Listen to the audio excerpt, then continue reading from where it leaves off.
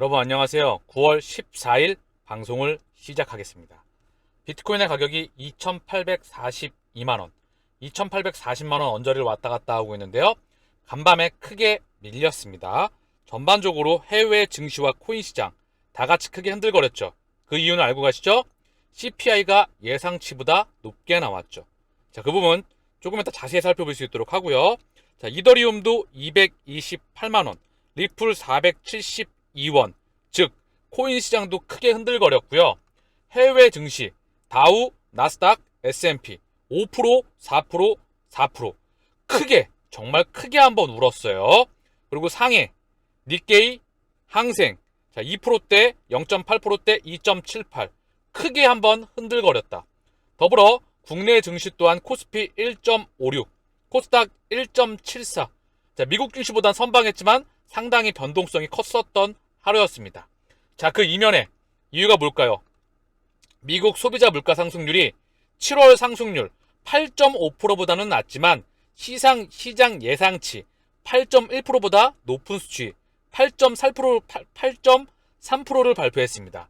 그로 인해 9월 FOMC에서 100bp 금리 1%, 무려 1%예요.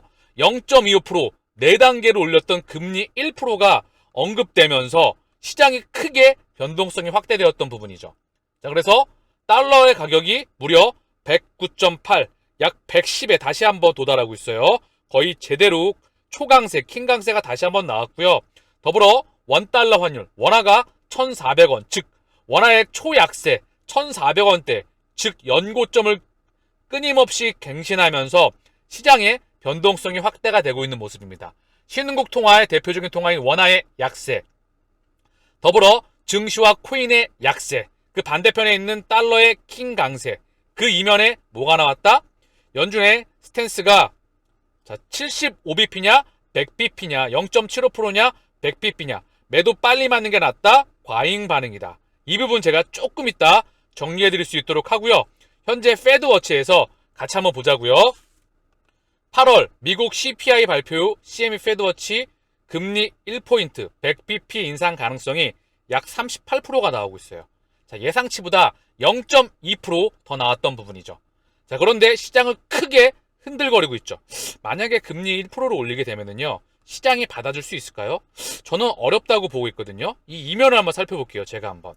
금리 1% 올리게 되면 시장은 크게 빠그러질 겁니다. 자, 그러면 연준의 스탠스는 바뀔 수밖에 없어요.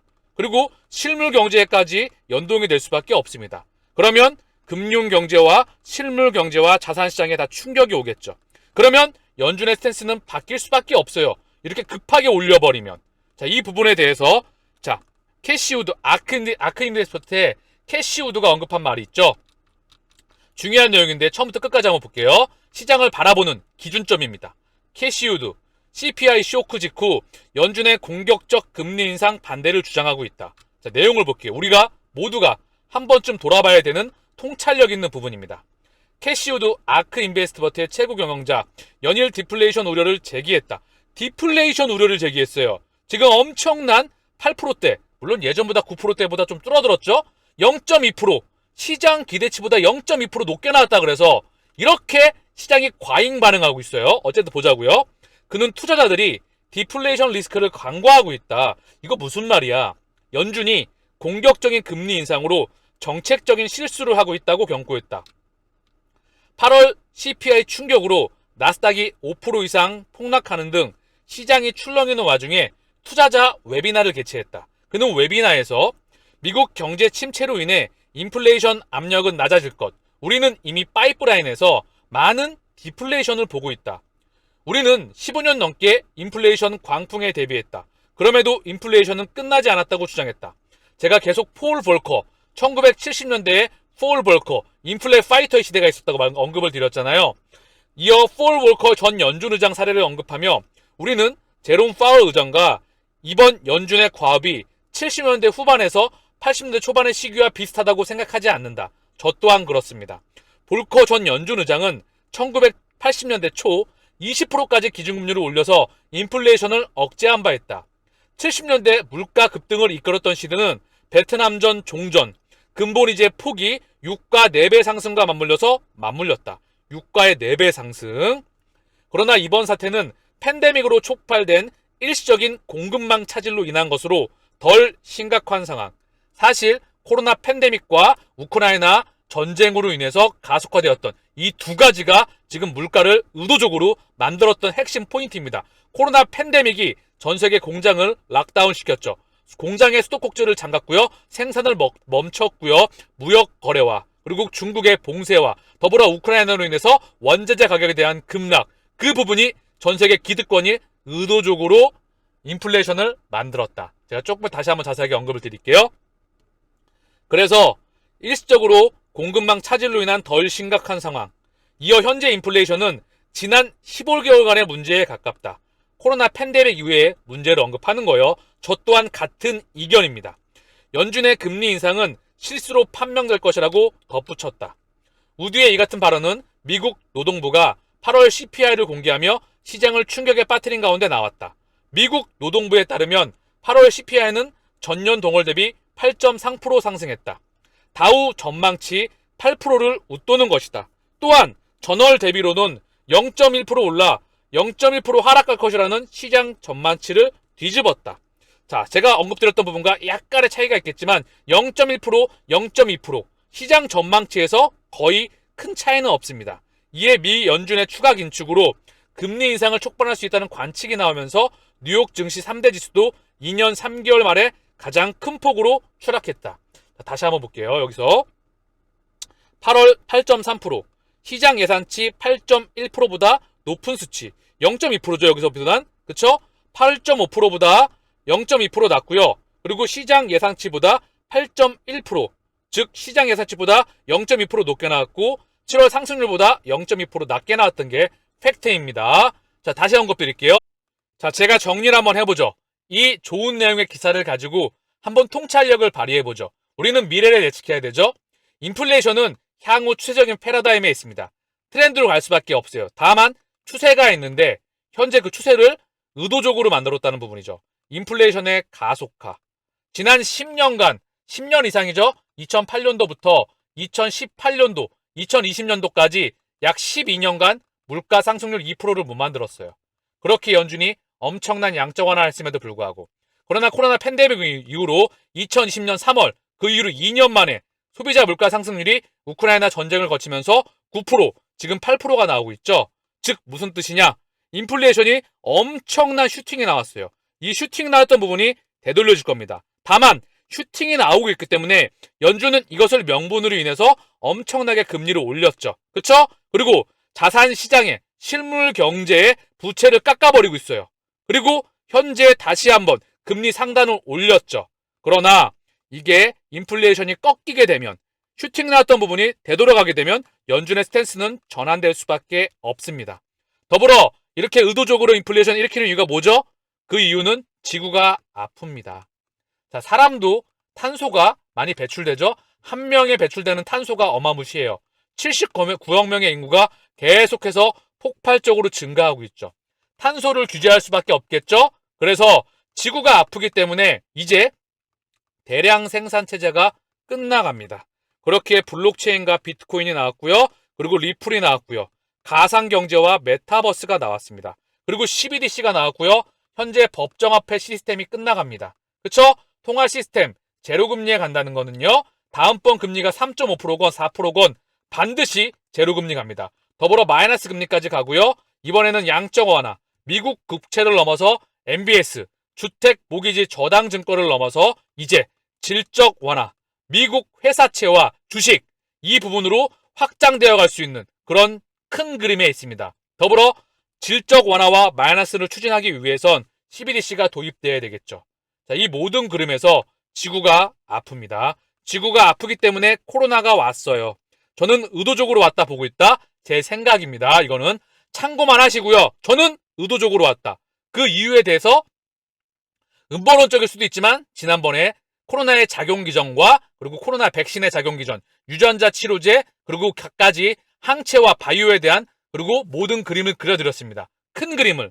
그래서 코로나가 왔고 그리고 생산이 멈췄고 우크라이나 전쟁이 일어나게 되면서 인플레이션에 대한 가속화, 그리고 연준의 급격한 금리 인상, 그리고 연준이 수도꼭지를 잠갔기 때문에 뭐가 왔죠? 바로 경기 침체가 왔던 거예요. 그쵸? 그럼 뭐가 되겠죠? 이제 자산시장, 주식시장도 한번 꺾고 부동산 시장도 한번 꺾고 실물경제, 가계기업도 한번 꺾고 그쵸? 일부 부채를 다 조금씩 줄였어요. 그리고 인플레이션에 대한 가속화 그리고 다시 한번 중산층이 사라지게 되면서 일부 양극단, 극단화가 되겠죠. 그쵸?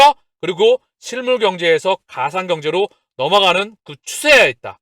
이게 사실 글로벌 매크로를 보는 핵심 축입니다. 고로 정리할게요. 금리 1%를 올리건 0.75%를 올리건 시장이 크게 흔들거리면 이제 금리 상단이 가까워져 옵니다.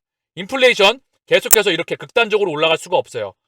이미 8.3% 그리고 현재 다시 한번 볼게요. 8.2%였던가요? 8.3%. 자, 전월 8.5%보다 0.2% 줄었어요. 예상치 8.1%보다 0.2% 높게 나왔죠. 자, 그게 9%까지 올라갔었죠. 이게 8%대까지 줄었어요. 자, 이게 7%대, 6%대로 줄어들 겁니다. 슈팅 나왔던 게 줄어들 거예요.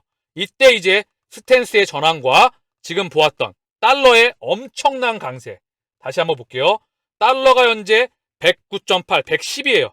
110이 요 부분이 차익 실현 물량이 나올 때, 달러의 이 큰 슈팅이 차익 실현 물량이 나올 때, $1 환율의 차익 실현 물량이 나올 때, 그러면 코인 시장과 주식 시장의 자산 시장에 지금까지 보았던 흐름과 완전히 다른 흐름을 보일 거라 생각을 해요. 더불어 진짜 큰 그림에서는 양적 완화 더하기 마이너스 금리 그리고 질적 완화. 그러면 다시 한번 연준 자산이 폭발적으로 8.8조에서 7조 달러까지 7점 몇 조 달러까지 줄었다고 하자고요. 다시 한번 폭발적으로 증가할 수밖에 없다.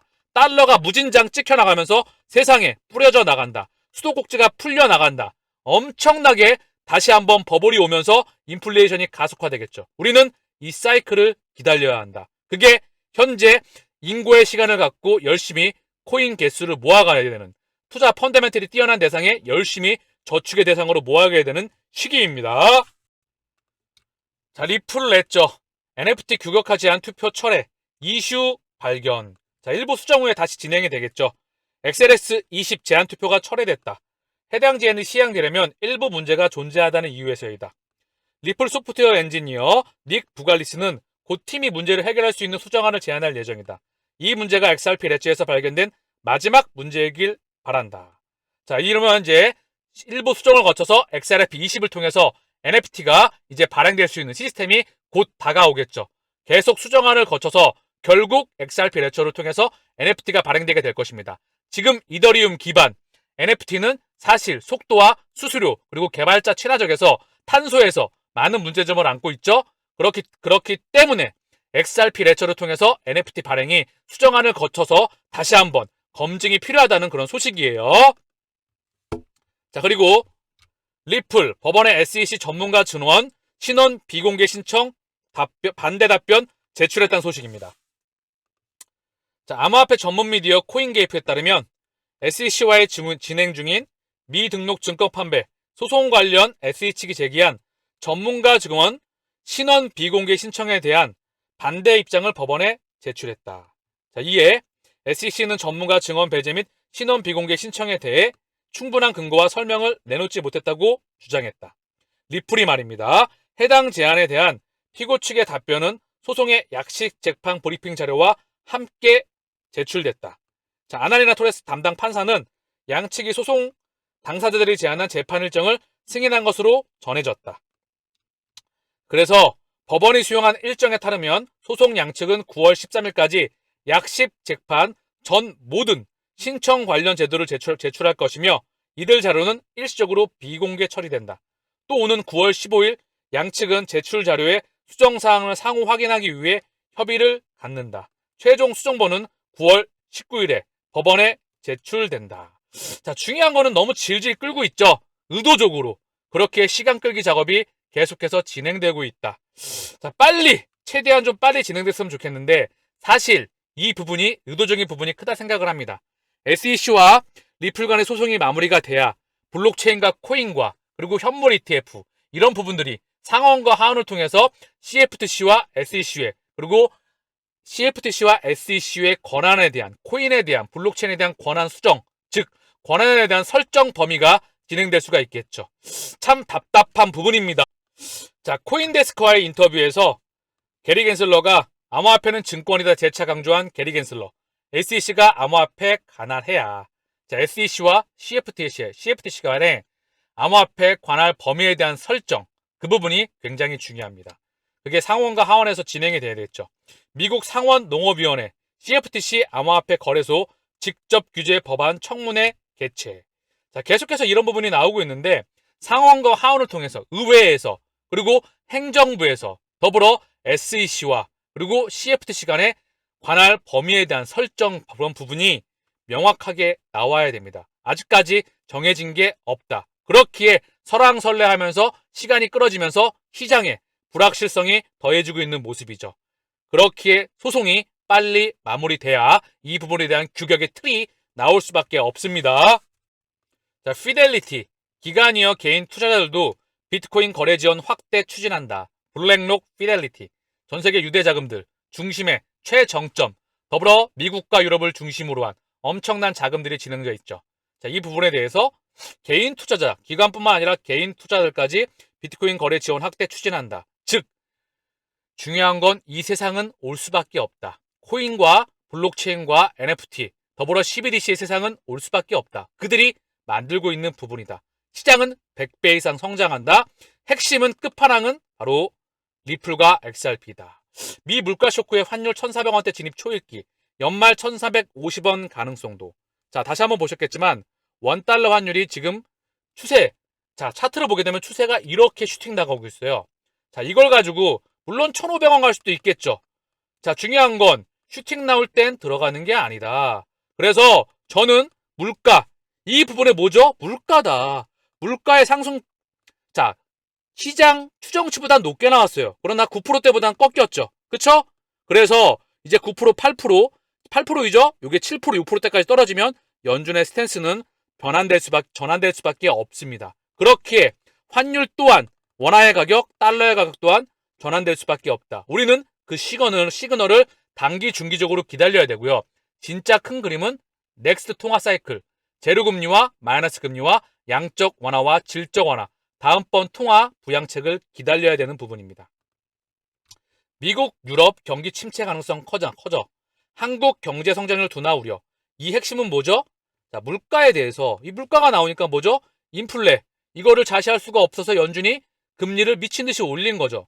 그러면 경기는 수도꼭지를 잠궜기 때문에 당연히 신용 경색이 오면서 시중에 달러가 돌지 않게 되면서 가계와 기업들의 금융기관들의 자금이 돌지가 않죠. 그렇기 때문에 자산시장과 금융시장과 실물 경제는 꺾일 수밖에 없는 거예요. 당연히 수도꼭지가 다시 풀리게 되면 경제는 돌아 나갈 수밖에 없습니다. 이거를 우리가 이때까지 배우지 못했던 것 뿐이에요. 자, 그래서 그 부분을 인지하시고요. 이제 시장이 크게 확대가 될 때, 시장이 크게 변동성이 확대가 될 때 우리는 어떠한 마인드를 가져야 되냐? 계속 언급드립니다.